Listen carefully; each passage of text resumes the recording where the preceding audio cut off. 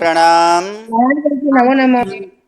नमो रिहंताणं नमो सिद्धाणं नमो आयर्याणं नमो वज्झायाणं नमो लोये सब्बसाहूणं यशो वञ्चनमुक्कारो शब्बपाभप्पणासनो मङ्गलाणं च सव्येसिं परमं हवै मङ्गलम् अज्ञानतिमिरन्धानां ज्ञानाञ्जनशलाकया नेत्रम् उन्मीलितं येन तस्मै श्री गुरवे नमः। परम पूज्य पूज्यपाद कलिकाल सर्वज्ञ हेमचंद्र सुरेश्वर जी महाराजा के द्वारा विरचित सिद्ध हेम शब्दानुशासन नामक व्याकरण ग्रंथ और इसी व्याकरण ग्रंथ से उद्धरित पंडित वर्य शिवलाल जी द्वारा रचित हेम संस्कृत प्रवेशिका प्रथमा मध्यमा तथा उत्तमा, ऐसे 3 विभागों से विभाजित हेम संस्कृत प्रवेशिका और इसी हेम संस्कृत प्रवेशिका मध्यमा और मध्यमा के अंदर त्रयोदशतम पाठ अर्थात 13वां पाठ और 13वां पाठ जो है वो यहाँ पर तृतीय गण के लिए, और तृतीय गण में विशेषता ये है कि सित प्रत्यय लगने पर क्या होता है, तृतीय गण के धातु क्या होता है, द्वित्व होता है, अर्थात डबल होता है, द्वित्व होता है, द्विरुक्ति होता है, दीर्घभाव होता है, द्वयुक्त होता है, जो भी बोला जाए अर्थात द्वित्व होता है। दूसरा नियम, द्वित्व होने के बाद क्या होता है, द्वित्व होने के बाद पूर्व के ग और ह का ज होता है। तीसरा नंबर नियम में अगर हम लोग देखें तो वहां पर क्या देखे थे कि द्वयुक्त धातु से अंति और अंतु प्रत्यय का क्या हो जाता है, अति तथा अतु होता है। उसके बाद हम लोग नियम देखे थे कि एक मात्र हु धातु के लिए हु धातु का जो ऊ है उस ऊ का क्या होता है, अपित अबित पर जो अपित अबित हो उस पर उस ऊ का वो होता है। 5वां नंबर नियम में देखे थे हु धातु जो है कि हु धातु के बाद अगर ही प्रत्यय हो तो ही प्रत्यय का क्या हो जाता है, धी प्रत्यय होता है। और एक था कि द्वयुक्त धातु में जो अन प्रत्यय है उस अन के बदले वहां पर क्या होता है, उसपुस होता है, यहाँ पर उसपुस होता है। ये 6 नंबर नियम ये देखा था 6 नियम। उसके बाद देखे थे क्या देखे थे कि अविच्छित प्रत्यय पर द्वयुक्त धातु का जो आ है उस आ का क्या हो जाता है, वहां पर लोप हो जाता है। दूसरा एक यहाँ पर नियम और एक नियम यहाँ पर रह गया लगता है कि द्वयुक्त दीर्घ होने के बाद अगर पूर्व में दीर्घ हो तो दीर्घ का क्या होता है, ह्रस्व होता है, ये भी एक नियम था। उसके बाद था कि व्यंजन से प्रारंभ होने वाले जो है कि व्यंजन से प्रारंभ होने वाले अविच्छित प्रत्यय पर जो आकारांत धातु का जो आ है वो क्या हो जाता है, दीर्घ ही होता है। फिर एक यहाँ पर देखते हैं हा का जब त्याग करने का अर्थ हो तब आकारांत धातु का जो हा में रहा हुआ जो आ है उस आ का क्या होता है कि व्यंजन से प्रारंभ होने वाले सिद्ध प्रत्यय पर ह्रस्व ई भी होता है। और एक नियम था कि य से प्रारंभ होने वाले जो भी है य से प्रारंभ होने वाले सिद्ध प्रत्यय पर क्या होता है कि हा का जो है हा का क्या होता है, यहाँ पर हा का आ का लोप होता है। और ही प्रत्यय पर हा का क्या हो जाता है, हा का आ का विकल्प से ह्रस्व ई होता है। यहां तक हम लोग यहां तक जो है यहां तक नियम देख चुके थे, जो कि अंत में ऐसे हा धातु का रूप हम लोग यहां पर किए थे, हा धातु का रूप। अब आगे का नियम यहां पर हम लोग देखेंगे। आगे जो है इस प्रकार से है कि द्वित्व होने के बाद, गुरुजी बोलिए। गुरुजी मुझे लगता है कि आपने खाली 6 नियम ही करवाए और हु धातु के रूप ही करवाए, नहीं, किसी और को याद नहीं हो तो करवा दिया है ये सब दिन जी। पूरा के पूरा कर गुरुजी दिए बराबर थे है। लास्ट में ये आज्ञार्थ जही जहा ही जही ही जही ही ये भी 11-12 को ये वाला है, मेरे पास लिखे वाला है इधर। कर दिया गुरुजी, कर दिया। 13वां नियम से चालू कर। हाँ 11-12 हुआ है। आज 13वां नियम से ही है, 12वां नियम तक तो हो चुका है। गुरुजी 8वां नियम जरा सा अविच्छित प्रत्यय लिखे तो उसमें स्वर व्यंजन कुछ भी नहीं है ना। हाँ, यहाँ पर स्वर या व्यंजन कुछ भी नहीं, फिर भी यहाँ पर ये स्वर से प्रारंभ होने पर ही ये समझना है। ठीक है, अभी के लिए, क्योंकि बाद में वही एक बात कि जो यहाँ पर अविच्छित वहां पर बोला गया है स्वर या व्यंजन, तो व्यंजन से भी वहां पर होता है, क्योंकि व्यंजन के लिए 9वां नंबर नियम यहाँ पर दिया गया है। इसलिए वहां पर जो है 8वां नंबर नियम अभी के लिए वो स्वर के लिए समझना है, वास्तव में वो स्वर और व्यंजन दोनों के लिए है। नहीं मतलब अभी मतलब इन तीसरे गण की धातु में गुरुजी। हाँ जी, तीसरे गण के धातु में भी आगे वो आने वाला है। ठीक है, चलिए। ओके।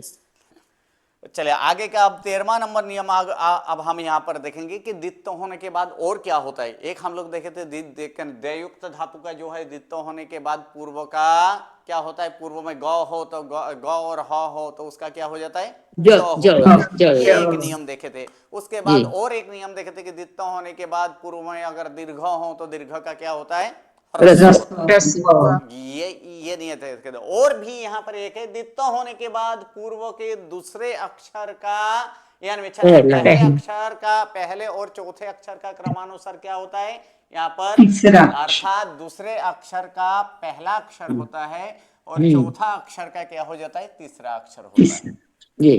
अर्थात किसका, ये पहला तीसरा दूसरा चौथा ये किसका है, पूर्व का, पूर्व धातु जो पूर्व में तो ये वर्ग का, जो वर्ग है, वर्ग कितने 5 वर्ग है ना जी, यानी 5 वर्ग है। कौन कौन से, एक क वर्ग, फिर अच्छा, च वर्ग, फिर क वर्ग, त वर्ग और प वर्ग, ठीक है। तो यहाँ पर कहा गया है कि ये क वर्ग का दूसरा अक्षर हो तो उसका क्या हो जाता है, पहला अक्षर होता है, और अगर चौथा अक्षर हो तो उसका क्या हो जाता है, तीसरा अक्षर होता है। अर्थात क वर्ग का दूसरा अक्षर क्या है, ख, च वर्ग का छ, ट वर्ग का ठ, त वर्ग का थ और प वर्ग का क्या है यहाँ पर फ।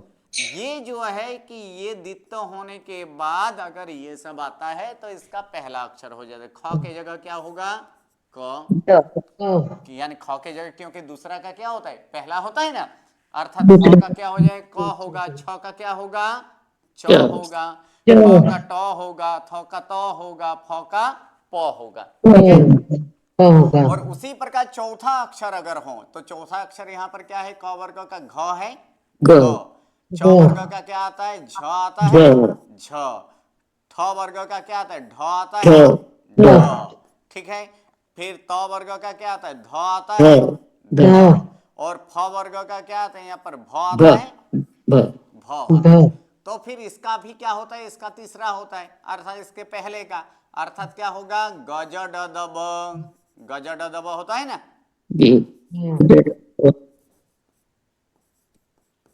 अर्थात कौन सा, घज ढ ध भ के जगह गज ड दब होता है, और फिर ख छ ठ थ फ के जगह क्या होता है, क च ट त प होता है, ठीक है। अर्थात क्या है कि दूसरा का पहला होता है और चौथा का क्या होता है, चौथा का तीसरा होता है।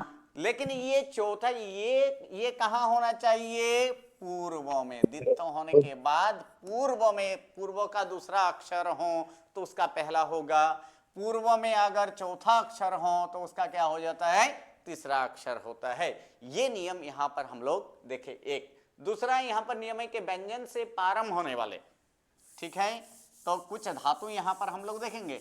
जैसे एक धातु है भी धातु, यहाँ पर आपको दिख रहे हैं भी धातु, कौन सा अक्षर है, चौथा है, चौथा है। तो इसीलिए इस चौथा का जब रूप देखिएगा तो यहाँ पर ब से प्रारंभ हुआ है, तीसरा हो गया कि नहीं, तो ये नियम के लिए इसलिए वो नियम है, ठीक है। दूसरा यहाँ नियम देखते हैं कि व्यंजन से प्रारंभ होने वाले अविच्छिन्न प्रत्यय पर भी धातु में जो दीर्घ ई है उस दीर्घ ई का विकल्प से क्या हो जाता है, ह्रस्व। कहाँ होता है, तो अविच्छिन्न प्रत्यय, किस प्रकार के अविच्छिन्न, तो यहाँ पर कहा गया व्यंजनादि, ठीक है, यानी व्यंजनादि अविच्छिन्न पर क्या होता है, भी धातु का जो दीर्घ ई है वो दीर्घ ई का विकल्प से ह्रस्व ई होता है। अर्थात जहां जहां भी व्यंजनादि अविच्छिन्न होगा वहां वहां कितने रूप होंगे, दो दो होगा ना, एक दीर्घ ई के प्रमाण से और एक बार ह्रस्व ई के प्रमाण से, ठीक है। और एक नियम है यहाँ पे, ये तो व्यंजनादि ऐसे अविच्छिन्न, परंतु स्वरादि अविच्छिन्न प्रत्यय पर क्या होता है, तो यहाँ पर कहा गया है कि स्वरादि प्रत्यय, यहाँ पर कोई ऐसे अबित नहीं लिखा है कि ऐसे कोई बीत नहीं लिखा है, कुछ लिखे हैं यहाँ पर नहीं ना, फिर भी जहां पर स्वरादि में गुण होने का या तो वृद्धि होने की संभावना है वहां पर यह नियम लगने वाला नहीं है। तो यहां पर किसके लिए, तो ये स्वरादि अभी जो लिखा है ये भी स्वरादि अवितसित प्रत्यय पर ही समझना है, क्योंकि वितसित पर क्या होता है, गुण होता है कि नहीं होता है, जी गुण होता है ना, गुण या वृद्धि होती है कि नहीं होती है, तो होती है। तो इसीलिए वहां पर स्वरादि बीत में ये नहीं समझना है, ये नियम भी किसके लिए समझना है, अवित के लिए ही समझना है, स्वरादि अवित। तो वो क्या है कि स्वरादि अवित प्रत्यय पर अनेक स्वरी धातु, एक से अधिक स्वर हो तो उसे क्या कहा जाता है, अनेक स्वरी। तो ऐसे अनेक स्वरी धातु का जो ह्रस्व ई वर्ण है तो उस ई वर्ण का क्या हो जाता है, य होता है। ये जो तीन नियम जो है, ये तीन नियम हमें याद रखना है।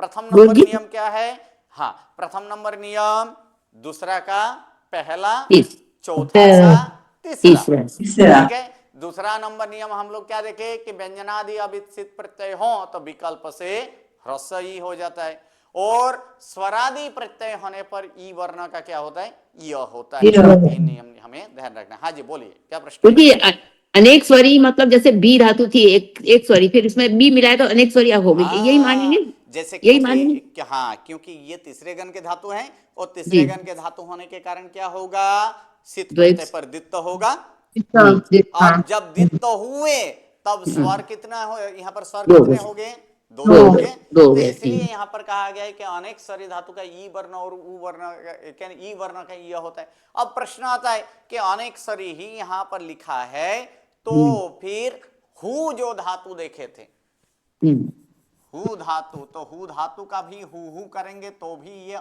अनेक स्वरी था कि नहीं जी जी था, तो फिर वहां पर क्यों नहीं लगा ये नियम,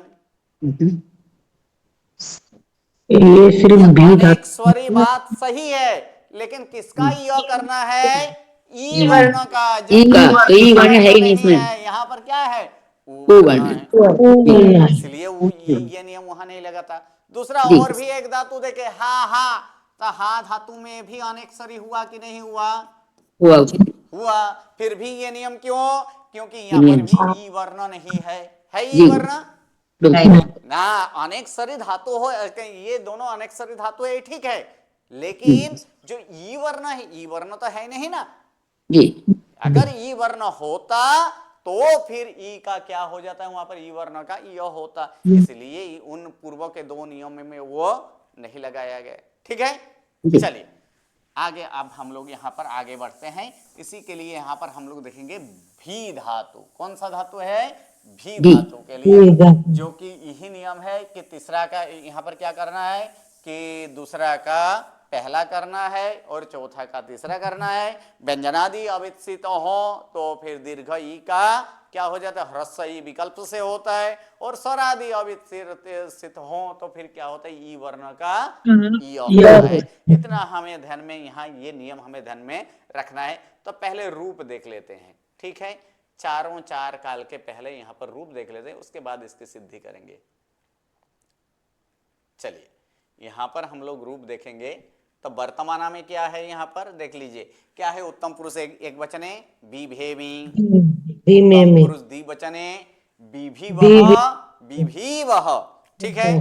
फिर क्या है यहाँ पर बिभीमः बिभीमः, फिर यहाँ पर क्या है मध्यम पुरुष एक वचने बिभेषि बिभीथः बिभीथः, फिर बिभीथ बिभीथ, फिर यहाँ पर क्या है अन्य पुरुष एक वचन है बिभेति, अन्य पुरुष द्विवचन क्या है बिभीतः बिभीतः, ठीक है, और अन्य पुरुष बहुवचन क्या है बिभ्यति, ठीक है। ऐसे अगर देखा जाए तो मूलतः पहले वर्तमान का सिद्ध कर लेते हैं, ठीक है। तो वर्तमान का यहाँ पर पहले यहाँ पर हम लोग सिद्ध करेंगे। वर्तमान का धातु क्या है, यहाँ पर धातु भी धातु कैसे है, भी धातु दीर्घ है ना, दीर्घ भी है, तो भी धातु प्लस यहाँ पर प्रत्यय क्या लगाएंगे, मी प्रत्यय, सित प्रत्यय है अर्थात धातु क्या होगा, दित्त होगा कि नहीं, तो यहाँ पर दित्त कर दीजिए, अर्थात क्या हो गया भी प्लस मी। अब हम लोग देखे थे कि दित्त होने के बाद पूर्व में ग और ह हो तो उसका ज होता है, लेकिन यहाँ पर पूर्व में ग हो कुछ है कुछ नहीं, ठीक है। तो फिर दित्त होने के बाद पूर्व का ह्रस्व, दीर्घ का क्या होता है, ह्रस्व होता है ना, तो दीर्घ का पहले यहाँ पर ह्रस्व कर दीजिए, अर्थात क्या हो जाएगा यहाँ पर भी प्लस यहाँ पर क्या होगा, मी प्रत्यय मी। होगा, मी। जी अब जी यहीं पर 13वां नंबर नियम से क्या हो जाएगा, द्वित्व होने के बाद चौथा का, पूर्व के चौथा का तीसरा होता है, अर्थात तीसरा होगा तो अर्थात क्या होगा, बी होगा, बी बी बी भी प्लस मी कैसे है, विकसित है ना, विकसित है, और विकसित होने पर क्या होगा, अंत्य ह्रस्व नामी स्वर का, अंत्य ह्रस्व या नामी दीर्घ स्वर का गुण होगा, तो ई वर्ण का गुण क्या होता है, ए ए होता है, अर्थात यहाँ पर क्या हो जाएगा, बी ए प्लस मी, और सिद्ध क्या हो जाएगा यहाँ पर, विभेमी, ये सिद्ध हो गया यहाँ पर विभेमी, इस प्रकार यहाँ पर विभेमी सिद्ध होगा, ठीक है, मी प्रत्यय। इसी के जगह यहाँ पर सी प्रत्यय लगाए तो क्या हो जाएगा, विभेसी। हाँ, लेकिन और एक नियम इसमें लगेगा, दंत स का मूर्धन्य स करने वाला जो नियम है जी वो ही लगेगा, जी बाकी सेम टू सेम है कि नहीं, जी जी तो यहाँ पर क्या हो जाएगा, विभेसी। उसी प्रकार यहाँ पर ती प्रत्यय लगाए तो विभेति। विभेति, ठीक है, तो विभेति, इस प्रकार से यहाँ पर ये तीन यहाँ पर सिद्ध हो चुका है, ठीक है। अब देख लेते हैं अविच्छिन्न वाला, ठीक है, अविच्छिन्न वाला यहाँ पर हम लोग देखेंगे, तो अविच्छिन्न करेंगे तो यहाँ तक तो करना ही है, ठीक है, यहाँ तक होगा कि नहीं होगा, विभेति तो होगा। चाहे वो विकसित हो कि अविकसित हो, सब में होगा कि नहीं होगा, होगा, होगा। ठीक है। तो उसी के आगे से हम लोग करते हैं, ठीक है, बी भी जो ह्रस्व भी कर देंगे, और दीर्घज का वो दीर्घ ये जो होता है यहाँ तक सब में एक समान है, बी प्लस भी प्लस, इसमें अब यहाँ पर लगाएंगे वस प्रत्यय, कौन सा लगाएंगे यहाँ पर, वस प्रत्यय लगा देंगे, ठीक है। तो वस प्रत्यय यहाँ पर हम लोग लगाते हैं कि वस, वी भी प्लस यहाँ पर वस प्रत्यय, तो वस प्रत्यय कैसे हैं, व्यंजन से शुरू होने वाले। अवित है, तो व्यंजनादि अवित है, तो विकल्प से इस दीर्घ ई का क्या होगा, ह्रस्व होगा, विकल्प से एक बार कर दें तब क्या हो जाएगा, एक बार उसे कर दें तो फिर क्या हो जाएगा, वहां पर भी बस होगा, ठीक है। अगर नहीं करें तो फिर क्या होगा, बी भी वस होगा, ठीक है, और उसमें सब में सौ का र और र का क्या हो जाएगा, वहां पर विसर्ग होगा, तो अगर विसर्ग जब करेंगे तब यहाँ पर क्या हो जाएगा, बी वह, और दूसरी बार क्या हो जाएगा यहाँ पर, भी वह, ठीक है। उसी प्रकार यहाँ पर मस प्रत्यय लगाएंगे तो फिर क्या होगा, दो दो रूप होगा कि नहीं, यहाँ पर बस के मतलब मान लीजिए यहाँ पर मस प्रत्यय लगा दें तो फिर क्या होगा, वहां पर विभी मह और विभी मह होगा, ठीक है। थस प्रत्यय लगाएंगे तो फिर तो भी क्या हो जाएगा, यहाँ पर थस प्रत्यय लगाएं तो क्या हो जाएगा, वहां पर विभिथ विभिथ विभिथ, थ प्रत्यय लगाएंगे तो विभिथ विभिथ विभिथ, ठीक है। तस लगाएं तो विभितः और विभित, ठीक है। चलिए अब अंति, यहां तक क्लियर सभी को जी, ठीक है। अंति प्रत्यय, अब जब अंति प्रत्यय लगाएंगे, ठीक है, इसी में हम लोग यहाँ पर अंति प्रत्यय लगा देते हैं, तो अंति प्रत्यय क्या है, यहाँ पर स्वरादि है, अंति का क्या है, तो अंति का तो पहले अति होता है कि नहीं होता है, होता है ना, अंति और अंतु का अति और अतु होता है, ठीक है। तो यहाँ पर अति प्रत्यय है, तो अति प्रत्यय सरादि है, तो सरादि होने पर क्या होता है, इस ई का य होता है, तो इस ई का य हो जाएगा, अर्थात य होगा, अर्थात क्या हो जाएगा, यहाँ पर बी प्लस भ आधा य आधा प्लस यहाँ पर क्या होगा, अति, ठीक है। तो फिर यहाँ पर रूप क्या हो जाएगा, विभ्यति। विभ्यति, तो देख लीजिए विभ्यति है कि नहीं, उत्तम पुरुष बहुवचन में जी है, अन्य पुरुष बहुवचन, हाँ मैं चलो अन्य पुरुष बहुवचन में, तब विभ्यति, इस प्रकार से यहाँ पर क्या हो चुका है, तो देख लीजिए विभेमी विभिवह પેલી બધા ભીના કરી કાઢશે विभिमह, વાસણ લપવા માટે અહીંયા પાણી નાખવું પડશે પાણી માટે પોતું નાખવું પડશે બહારથી કપડું A89 સુકવવાનું છે A89 में और सॉरी सॉरी सॉरी सॉरी गुरुजी। चलिए, तो इस प्रकार हम लोग देखे, उत्तम पुरुष एक वचने विभेमी, उत्तम पुरुष द्विवचने विभिवह विभिवह, उत्तम पुरुष बहुवचने बिभीमः बिभीमः, मध्यम पुरुष एकवचने बिभेषि, मध्यम पुरुष द्विवचने बिभीथः बिभीथः, मध्यम पुरुष बहुवचने बिभीथ बिभीथ, अन्य पुरुष एकवचने बिभेति, अन्य पुरुष द्विवचने बिभीतः बिभीतः, और अन्य पुरुष बहुवचने बिभ्यति। ओके, हस्तन। गुरुजी, बोलिए। यहाँ पर ये अस्वस्थ अन्य अन्य पुरुष बहुवचन में अन्य अस्वस्थ जैसा नियम लग रहा है ना? नहीं, अस्व स्वर का नहीं नियम लगेगा। यहाँ पर क्या बोला गया है, स्वरादि अभित होने अनेक सारी धातु का क्या होता है, ई वर्ण का य होता है कि नहीं? होता है, लेकिन वो आसो स्वर में भी ऐसा ही है ना? अस्व स्वर में हो तो भी, क्योंकि अस्व स्वर में ई वर्ण, उ वर्ण, रु वर्ण और लृ वर्ण के लिए, चार के लिए है, जबकि ये मात्रा और मात्रा ई वर्ण के लिए है। इसके पहले भी ये नहीं समझाया था, जब दो या दो से अधिक नियम लगने की संभावना हो तो वहां पर क्या होता है कि जिसके लिए नियम बनाया जाए वो नियम मुख्य होता है, अर्थात वो नियम बलवान होता है, और बलवान नियम हमेशा ही मुख्य होता है, इसलिए वहां पर अस्व स्वर वाला नियम नहीं लगाना है। गुरुजी वो आधा कैसे होगा, हलंत कैसे लिया है हमने? क्योंकि यहाँ पर य देखिए, य आधा ही है, य संपूर्ण नहीं है।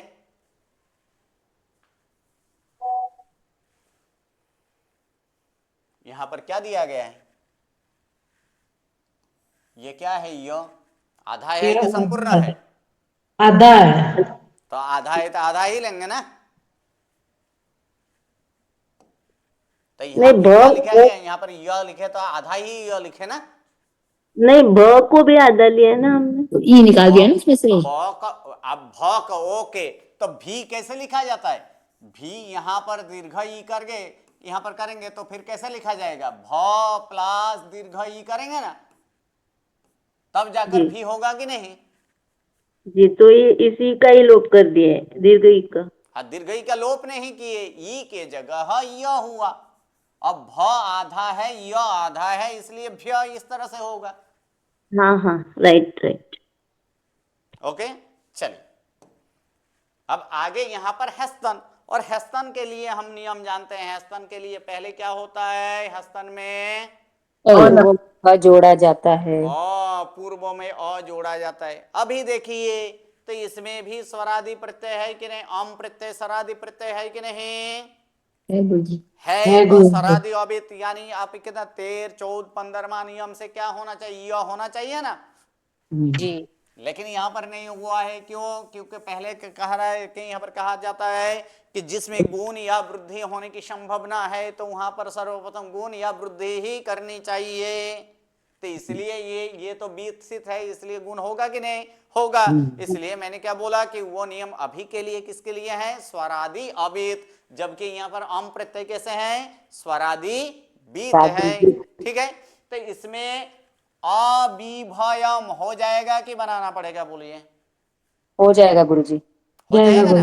ये हो जाएगा गुरुजी। ई का ए ई का ए हुआ और ए के बाद स्वर आया है, तो ए का क्या होगा, अय होगा, और अय के साथ अ मिलेगा, अम मिलेगा तो क्या हो जाएगा यहाँ पर अविभयम होगा कि नहीं होगा, हो जाएगा ना, हो जाएगा। ठीक है, इसमें क्या है, गुण करेंगे, ई वर्ण का गुण ए होता है, ए के बाद स यानी ए स का र का विसर्ग, इसलिए क्या होगा यहाँ पर अविभेहे होगा। उसके बाद त प्रत्यय है, इसलिए क्या हो जाएगा वहां पर अविभेद होगा कि नहीं होगा।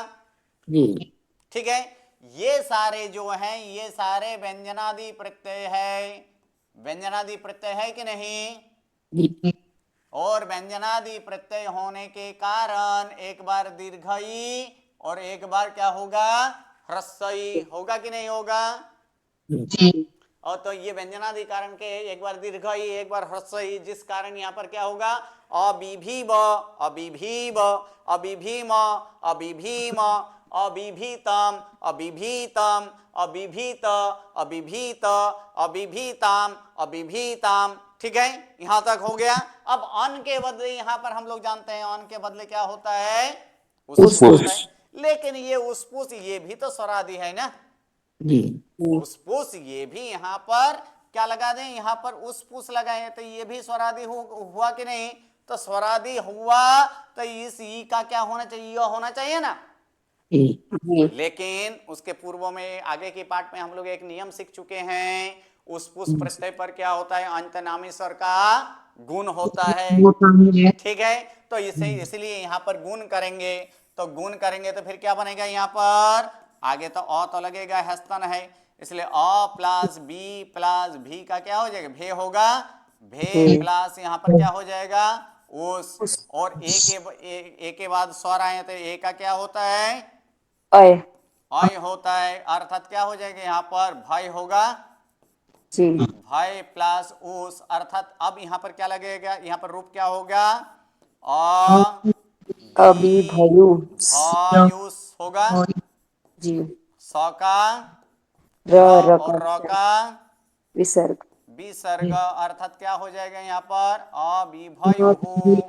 भी भयु अब देख लेते हैं यहाँ पर क्या है, अविभयु है कि नहीं है, जी है। वो कौन सा, तो बार पांच का नियम है ना। जी अंत्य स्वर का गुण होता हाँ, अतः अंत सर्ग यहाँ पर गुण कर दिए, इसलिए क्या हुआ वहां पर अविभयु हो। ठीक है, चलिए, ये सारे विद्यार्थ के सारे प्रत्यय कैसे हैं, व्यंजनादि अभित है कि नहीं है, जी और इसीलिए यहाँ पर दो दो रूप होगा, क्या होगा, विभियाम विभियाम, विभियाब विभियाब, विभियाम विभियाम, इत्यादि इत्यादि सभी में होगा, क्योंकि ये सारे के सारे क्या है, व्यंजनादि अभित सिद्धि है। अब देखते हैं इसमें आज्ञार्थ में, तो आज्ञार्थ में ये तीनों तीन बीत है और स्वरादि है, इसीलिए ई का ए का अय होगा कि नहीं होगा, जी होगा, हो गुण जाएगा, होगा यहाँ पर हो जाएगा, अर्थात विभय प्लस आनी, अर्थात क्या हो जाएगा, विभय आनी, हुआ कि नहीं। जी उसी प्रकार आवो लगे तो विभयाव विभयाव, आमो लगे तो विभयाम विभयाम, यहाँ तक हो चुका है। ठीक है, इसको छोड़ दीजिए अभी, बाकी ये भी ही प्रत्यय है, तो ही प्रत्यय कैसे है, व्यंजनादि है, और व्यंजनादि अभित होने के कारण एक बार दीर्घ ही एक बार ह्रस्व ही, इसलिए क्या हो जाएगा, विभी ही। फिर यहाँ पर ये भी व्यंजनादि सब में तम है, ताम है, इसमें त है, अंतु का अतु है, ये यहाँ पर 15वां नियम लगेगा। ठीक है, चलिए, इसमें क्या हो जाए, विभी, फिर यहाँ पर विभीतम, विभीत, फिर यहाँ पर विभेतु, ये तो व्यंजनादि बीत शीत है, इसलिए इस पर ई का ये हुआ है, इसलिए विभेतु, विभीताम, इसमें अतु होगा, और अतु होने के बाद ई वर्ण का क्या होता है, 15वां नियम से य होता है, इसलिए रूप क्या हो जाएगा, बिभ्यतु। Okay, clear. जी गुरु चलिए आगे बढ़े, चलिए आगे। अब यहां पर देखेंगे 16वां नंबर नियम, कि दित्त होने के बाद जो पूर्व धातु है उसके अनादि व्यंजन का लोप होता है, ये एक नियम, अनादि व्यंजन। अब तक जो है अनादि व्यंजन क्यों नहीं आता था, क्योंकि धातु अभी तक संयुक्त नहीं था। अब जो आने वाला धातु है वह संयुक्त आने वाला धातु है, कि संयोग से बना गया धातु होगा, जैसे दो संयोग अर्थात दोनों व्यंजन के बीच में जब कोई स्वर नहीं आए तब। लेकिन यहाँ पर अभी तक जितने भी धातु देखे वो सारे के सारे कैसे धातु देखे, स्वरांत धातु देखे, और स्वरांत धातु होने के कारण उसमें कोई व्यंजन के बाद तुरंत स्वर आता था, या तो संपूर्ण धातु यहाँ पर संपूर्ण देखे स्वर के साथ, लेकिन कोई संयोग वाला जो है कि संयोग व्यंजन वाला कोई ऐसे धातु नहीं देखे थे। लेकिन अभी एक धातु हम लोग देखेंगे, ह्री धातु।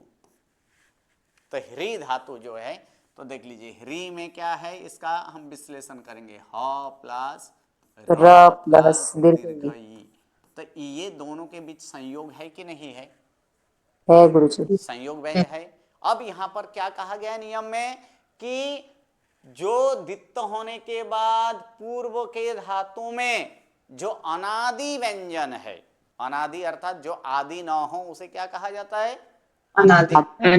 आदि का मतलब प्रारंभ, शुरुआत, जो शुरुआत के व्यंजन है उसका लोप नहीं होता है, यानी जो अनादि व्यंजन हो शुरुआत के बाद, चाहे वो 2 व्यंजन हो, 3 व्यंजन हो, 4 व्यंजन हो, अधिक व्यंजन हो, तो वो सारे व्यंजन का। यहाँ पर तो सिर्फ एक ही व्यंजन है, ह्री में कितना व्यंजन है, एक ही है ना।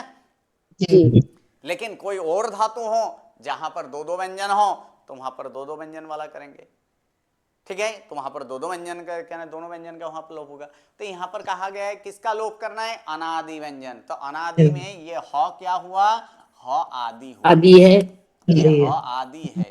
और फिर यहाँ पर र क्या है, र अनादि है, ये र अनादि है। तो फिर किसका लोप करना है, र का। र का लोप। ठीक है, नियम कंप्लीट, नियम समझ गए हैं कि नहीं। जी जी चलिए अब यहां पर क्या है, उनके अनादि व्यंजन का लोप होता है, एक नियम। दूसरा यहां पर क्या है, संयुक्त व्यंजन के बाद आए धातु का ई वर्ण और उ वर्ण का स्वरादि प्रत्यय पर क्रमशः इ और उ होता है। ये नियम हम लोग चौथे पाठ में चौथे पाठ में आया हुआ, जी गुरु जी, चौथे पाठ पाठ में से आया है तीसरा, ना, कि जी धातु तीसरा। का ई वर्ण और उ वर्ण का क्या होता है, स्वरादि प्रत्यय पर इ और उ होता है ना। लेकिन ये हर एक धातु के लिए नहीं। यहाँ पर क्या कहा गया है, जहां संयुक्त व्यंजन वाला धातु हो, संयोग वाला धातु हो, उसी का ई वर्ण और उ वर्ण का क्या करना है, यहाँ पर लोप करना है। कहां करना है, तो संयुक्त धातु का ई वर्ण और उ वर्ण का स्वरादि प्रत्यय पर। कहा, कौन से, तो स्वरादि प्रत्यय पर इसका लोप करना है। तो ये नियम भी कहां समझना है, तो ये नियम भी हमारे जहां अविद सिद्ध हो वहीं पर समझना है, ठीक है। तो ये 2 नियम हमें याद रखना है, ये ह्री धातु की सिद्धि के लिए, ठीक है। समझ में आ गया। प्रथम नंबर में क्या है, अनादि व्यंजन का लोप करना है, और दूसरा में क्या है, संयुक्त व्यंजन के बाद जो स्वरादि प्रत्यय आता हो, तो संयुक्त व्यंजन के बाद में रहा हुआ ई वर्ण और उ वर्ण का क्या हो जाता है, वहां पर इ और उ होता है।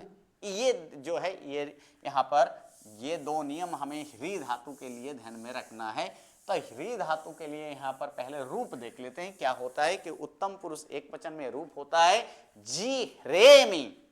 क्या है यहाँ पर, जी ह्रेमी। द्विवचने जी ह्रीवः, बहुवचने जी ह्रीमः, मध्यम पुरुष एक वचने जी ह्रेसि, मध्यम पुरुष द्विवचने जी ह्रीथः, मध्यम पुरुष बहुवचने जी ह्रीथ, अन्य पुरुष एक वचने जी ह्रेति, अन्य पुरुष द्विवचने जी ह्रीतः, और बहुवचने क्या हो गया है यहाँ पर, जी ह्रीयाति, ठीक है।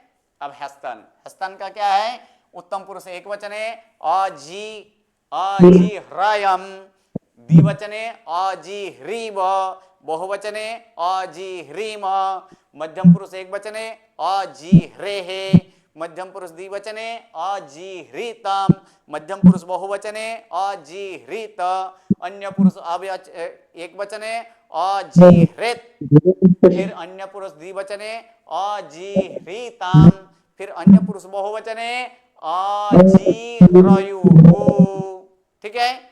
अब विद्यर्थ, तो विद्यर्थ में क्या है, याम याव याम ही लगाना है, अर्थात जी ह्रियाम, जी ह्रियाव, जी ह्रियाम, मध्यम पुरुष एक वचन जी ह्रियाः, मध्यम पुरुष द्विवचन जी ह्रियातम, मध्यम पुरुष बहुवचन जी ह्रियात, अन्य पुरुष एक वचन जी ह्रियात, अन्य पुरुष द्विवचन जी ह्रियाताम, अन्य पुरुष बहुवचने जी ह्रियुः। आज्ञात, आज्ञार्थ में क्या हुआ है, यहाँ पर ह्री का ह्रय का यहाँ पर ह्रय हो जाएगा, अर्थात उत्तम पुरुष एक वचने जी ह्रयाणि, उत्तम पुरुष द्विवचने जी ह्रयाव, उत्तम पुरुष बहुवचने जी ह्रयाम, मध्यम पुरुष एक वचने जी ह्रीहि, मध्यम पुरुष द्विवचने जी ह्रीतम, अन्य मध्यम पुरुष बहुवचने जी ह्रीत, अन्य पुरुष एक वचने वित्सित है, गुण होगा जी ह्रेतु, अन्य पुरुष द्विवचने जी ह्रीताम, अन्य पुरुष बहुवचने जी ह्रीयतु। चलिए अब इसका यहां पर हम लोग सिद्ध करेंगे। धातु क्या है, ह्री धातु, हाँ ह्री, ठीक है। तो ह्री धातु है, तो ह्री धातु का उत्तम पुरुष एक वचन है, रूप क्या है, जी ह्रेमी, हाँ जी ह्रेमी, ह्रेमी, सही है, जी ह्रेमी। चलिए यहाँ पर धातु हम लोग देखेंगे, ह्री धातु ह्री प्लस यहाँ पर क्या है मी, तो मी क्या है सित प्रत्यय है, इसलिए सित प्रत्यय पर क्या होगा दित्त होगा कि नहीं, जी दित्त होगा। और दित्त होने के बाद अब यहाँ पर क्या करेंगे, दित्त होने के बाद पहले तो दीर्घ का ह्रस्व कर दीजिए, तो दीर्घ का ह्रस्व करेंगे तो फिर क्या हो जाएगा यहाँ पर री प्लस मी, यहाँ पर ह्री ह्री ह्री प्लस यहाँ पर क्या होगा मी प्रत्यय, तो ह्री प्लस मी। उसके बाद अभी अभी हम लोग देखे 16वां नंबर नियम, 16वां नंबर नियम से क्या होता है अनादि व्यंजन का लोप। ठीक है, अनादि व्यंजन का लोप। तो यहाँ पर अनादि व्यंजन अर्थात किसका लोप का, अर्थात क्या रहेगा ही रहेगा ना, जी ही प्लस ह्री प्लस मी।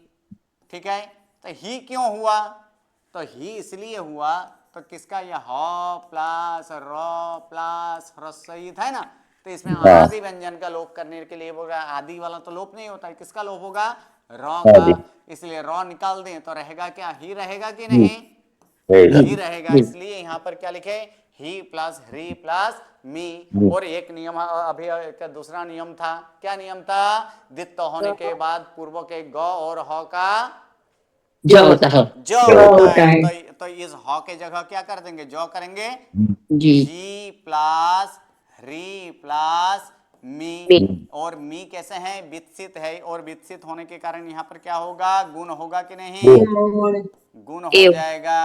और यहाँ पर मी इसलिए रूप क्या होगा दुल्हे में जी रे मी। देखिए सब में यहाँ तक तो करना ही है, जी ह्री होगा कि नहीं सभी में, जी ठीक है, जी ह्री तक तो होगा ही। अब आगे का प्रत्यय लगाना है और कुछ नहीं। अगर स्वर अगर यहाँ पर विकसित है तो उसका ई का ए करेंगे, अगर विकसित नहीं है अविकसित है तो ई का ई ही रहेगा, सिर्फ प्रत्यय लगाना है। जैसे कि यहां तक तो करना ही है, जी प्लस ह्री प्लस यहाँ पर बस प्रत्यय लगा देते हैं, तो ये बस प्रत्यय कैसे अवित है ना, जी गुरुजी, इसलिए यहाँ पर गुण नहीं हुआ, तो इसका क्या हो जाएगा यहाँ पर जी ह्री बस होगा कि नहीं, जी ह्री बस स का र, और र का क्या हो जाएगा विसर्ग होगा, अर्थात रूप क्या हो जाएगा जी ह्री बह, हुआ कि नहीं हुआ। जी इसी प्रकार मस प्रत्यय लगे तो जी ह्री मह, ठीक है।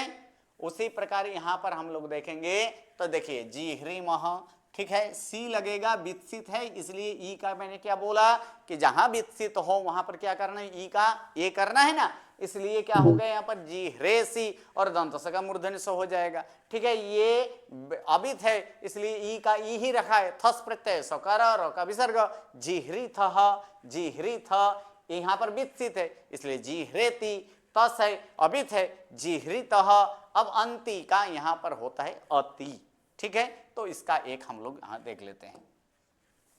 इतना तो करना ही है, करना है कि नहीं है, जी गुरुजी। चलिए उसके बाद आगे वाला जो प्रत्यय है उसका कार्य हम लोग यहाँ पर करते हैं।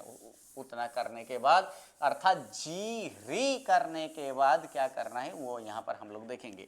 अर्थात यहाँ पर जी प्लस ह्री प्लस यहाँ पर अंति का क्या हो चुका है अति, अति हो चुका है। और अति होने के बाद अभी अभी हम लोग ने देखे कि स्वरादि अबित हो तो फिर क्या करना है, तो ई वर्ण का ईय होता है, तो ई वर्ण का ईय कर देंगे, अर्थात क्या हो जाएगा यहाँ पर ह्रीय होगा कि नहीं, जी ह्रीय प्लस अति, अर्थात रूप क्या हो जाएगा जी हाँ जी ह्रीयति। तो देख लीजिए जी ह्रीयति रूप है कि नहीं है, तो यहाँ पर हम लोग देखेंगे जी ह्रीयति, ठीक है।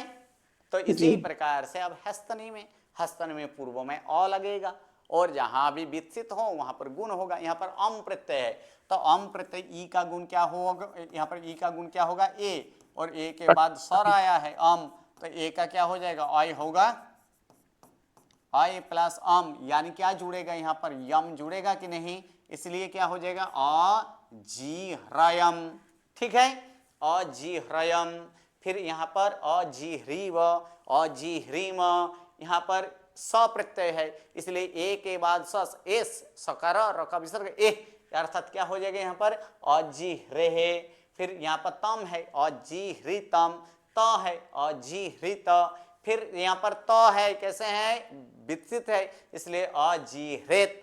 फिर यहाँ पर ताम है अजिह्रिताम, फिर यहाँ पर अन का क्या हो जाता है, यहाँ पर उसपुस होता है, उसपुस होता है ना जी जी अब यहाँ पर बोलिए उसपुस है तो फिर इस नियम से यहाँ पर य और वो करना है कि नहीं करना है, यहाँ पर नहीं करना है। नहीं करना है। सही है, ये भी स्वरादि अभिथि है, लेकिन ये उसपुस के लिए एक पार्टिकुलर एक नियम उसके लिए ही बनाया गया है। क्या बनाया गया है कि अंत्य स्वर का गुण होता है, इसलिए यहाँ पर गुण होगा, यहाँ पर य नहीं होगा। और गुण हुआ ए का अ, इसलिए यहाँ पर क्या हुआ है अजिह्रयुः। कौन सा लगेगा 12-5, ठीक है। उसपुस हो और पूर्वों में स्वरादि ऐसे जिसमें गुण हो तो इसलिए वहां पर गुण होगा, इसलिए क्या होगा वहां पर अजिह्रयुः, ठीक है। और इसमें तो सिर्फ प्रत्यय जोड़ना है और कुछ नहीं करना है, सिर्फ प्रत्यय ही जुड़ेंगे ना, जी गुरुजी। और कुछ नहीं है। इसमें आनी का अण का या नौ का अण हो जाएगा और सब में गुण होगा, इसलिए आई का आई के साथ जुड़ना है, यानी हराई के साथ आनी जुड़ेगा, यानी क्या हो जाएगा ह्रयानी, आगे जी लगा दीजिए, अर्थात जी ह्रयानी, जी ह्रयाव, जी ह्रयाम, फिर व्यंजनादि अभित है, इसलिए ही का ही रहेगा, जी ह्री ही, फिर तम लगेगा जी ह्री तम, त लगेगा जी ह्री त्व, ठीक है। इसमें तू प्रत्यय व्यंजनादि विकसित है, इसलिए ई का ए होगा, इसलिए जी ह्रे तू ताम है जिह्रिताम, फिर अंतिका अंतु का अतु, और अतु होने के बाद ये 70वां नंबर नियम से क्या हो जाएगा ईय, इसलिए क्या हो गया यहाँ पर जिह्रियतु। Okay clear. चलिए आगे, अब यहाँ पर ये वर्तमान कुदंत इत्यादि जो है वो हम लोग नेक्स्ट क्लास में देखेंगे। नमो नमो, प्रणाम। गुरुजी एक प्रश्न पूछना था। हाँ जी बोलिए। गुरुजी अपने गुजराती में वावड़ी कहते हैं, उसके लिए अपन संस्कृत का शब्द क्या लेंगे, मिला नहीं मेरे को। किसके लिए वावड़ी। बावड़ी, बावड़ी के वापी, वापी शब्द है, वापी, ओके जी, दीर्घ वापी जी जी। चलिए, नमो नमो, प्रणाम। प्रणाम।